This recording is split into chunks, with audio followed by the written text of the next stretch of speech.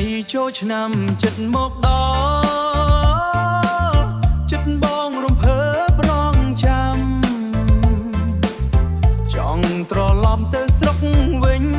ទៅជួបមនុស្សដែលនឹកផ្លូវស្រុកដែលធ្លាប់ដើរ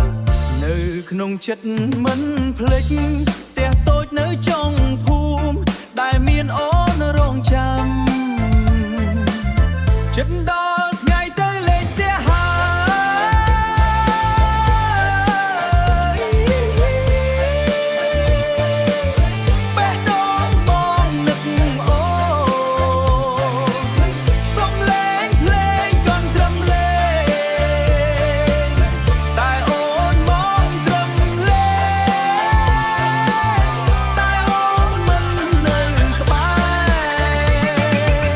ឆ្នាំមុនយើងដើរលេងជាមួយគ្នាក្រោមពន្លឺភ្លើងវត្ត